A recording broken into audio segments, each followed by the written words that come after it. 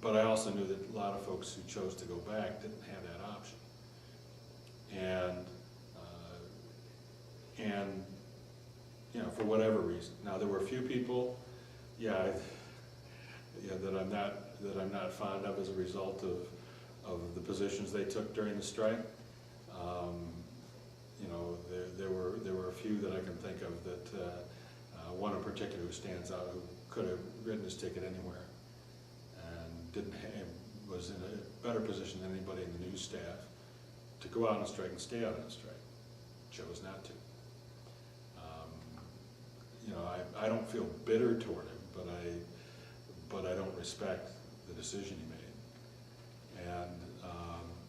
And there were a lot of divisions like that. I mean, that I think most folks who stayed out, when they knew the people who went back and they knew why they went back, they didn't always agree with the decision, but I think they certainly understood the fear that drove people back. Also, what I've heard is that the union, to a certain degree, provided aid for people who went on strike. Yeah, I mean, we did get strike pay, you know, but it was very minimal. It was like $150 a week with the Guild. I don't know what the other unions did, and I'm not sure I can't remember how long it lasted. I mean, I came up with an alternate job about 3 months into the strike, and you know, a different line of work, and so I know at least after that point I was not collecting strike pay.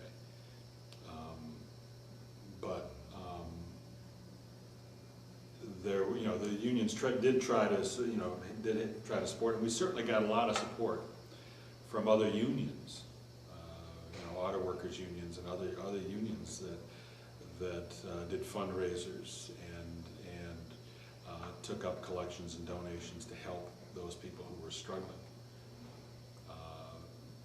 You know, so there was a lot of union support in that regard. Now, I mean, the newspaper unions couldn't have, you know, didn't and couldn't carry it all by themselves, but there were a lot of unions that also contributed and tried to be supportive as much as they could. There was a ruling by the National Labor Board that pretty much said that some of the strikers that basically, from what I've read, the Detroit News Agency had to allow some of the strikers to return to work. Yeah, well, as I understand what you know, and again, I haven't brushed up, you know, there were various rulings by the NLRB, by various courts along the line.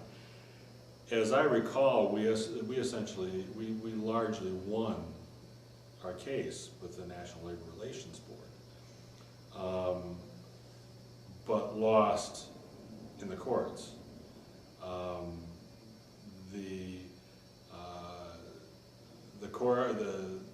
The NLRB said that once we made, I believe, I may be wrong. I'd have to double check the facts. It's been a number of years, but the unions made an offer to return to work, and the companies essentially rejected it. And the NLRB, I think, said that once we made that offer to return to work, they're supposed to take us back. And what they did was they started to take us back piecemeal, you know, one at a time, you know, sort of, you know, picking and choosing the ones that they wanted to,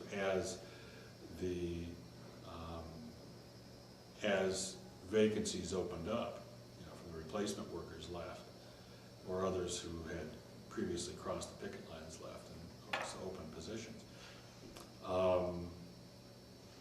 As I understood the law, you know, again, I'm not a lawyer, and unfortunately I wasn't one of the judges who decided the case. But as I understood the law, certainly as we read the law, that once the unions made the offer to return to work, that they were obligated to take us all back, and they effectively didn't. Now that's the point, I guess, one of the points we lost on in appeal. And part of the reason I never went back was because when they did offer me the opportunity to return to work, again, it was individually, sometime, it was, I don't know, a year and a half, 2.5 years after the strike had begun. They finally got around to offering me the offer to return, and I, along with a number of other union members, basically refused to go back, saying that their refusal to take us all back when we had made the offer was yet another unfair labor practice, and so we were persisting in that, in that finding, and didn't feel that the it felt again that was an unfair labor practice, and it was designed, as it clearly was, to isolate individuals, to punish individuals. People who had gone back previously that we knew of were not given their old jobs back. They were, I mean, there was one of the food writers was stuck on night cops, which was clearly, clearly punitive in its intent and in its practice. And so a number of us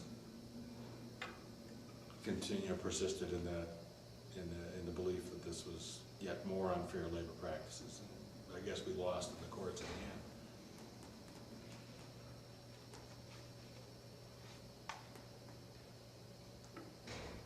How do you feel that the strike affected Detroit News and the Detroit Free Press in general afterwards? Well, I think it devastated them in terms of the quality of the news product. Of course, I'm not sure that it was the strike that did that, or that it was the attitude of management toward the products that they were producing. I'm not convinced that they would have continued to be as good a paper. I think it was destined for them to go downhill, because the whole point, of the exercise, the whole reason the companies had provoked the strike was to cut costs, and their view of cutting costs was to get rid of a lot of people, and regardless of what impact it had on the quality of the news product. I think the papers are shadows of their former selves today. I see them periodically, and I see very little of value in them. I mean, occasionally they do some, some of the folks, and most of the good reporting that I've seen done in them has been done by people who were there prior to the strike and are still there. That's not to say that everybody who's come since then is no good as a journalist, but the commitment to quality journalism is not what it was, and the quality of the products is just much inferior to what it was.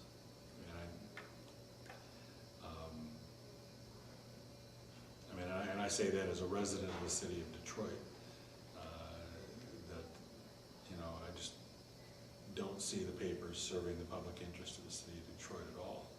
I had an argument, or not an argument, but a debate with one of the people who crossed the picket line.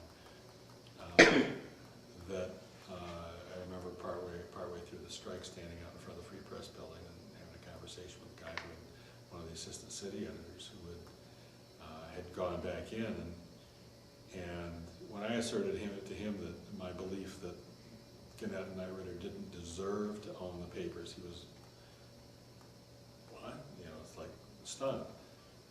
And that's part of the issue. The companies that run those papers do not believe that they have an obligation to the public they serve. They can see it purely and solely as a profit-making endeavor.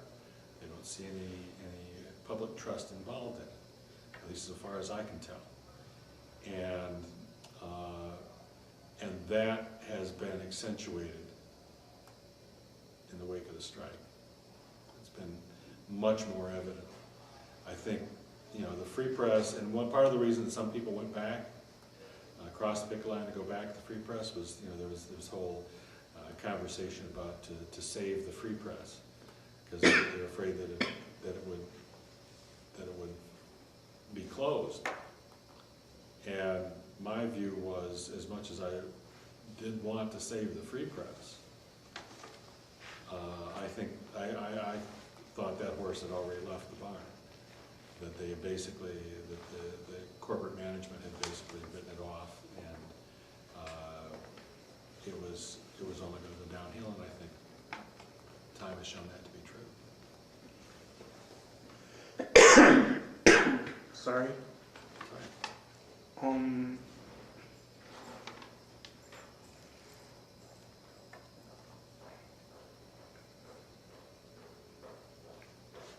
How do you feel the strike affected not just the news and the free press, but the business side of journalism in general?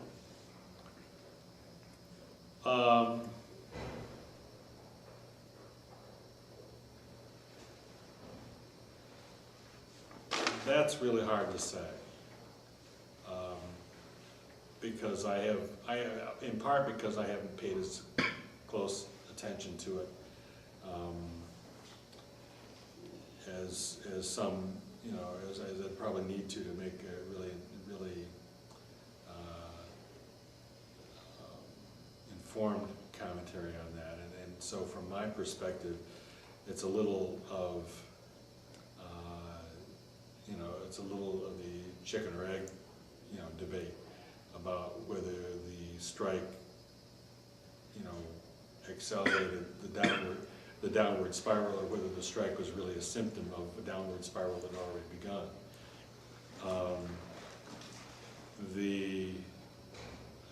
To the extent that it drove people away from newspapers,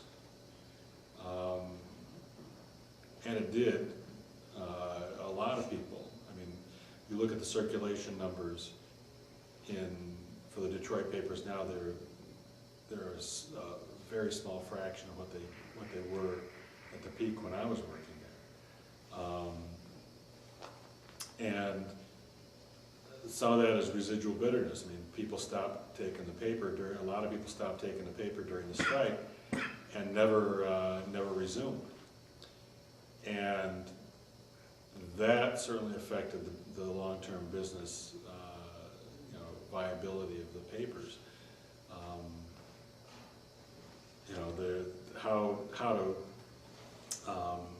separate that out from the trends toward electronic media, you know, as sources for people's information. You know, the internet and so forth is that, you know, where a lot of people get their news today, more so than they did 15 years ago. You know, I haven't done that kind of study. My focus has been elsewhere.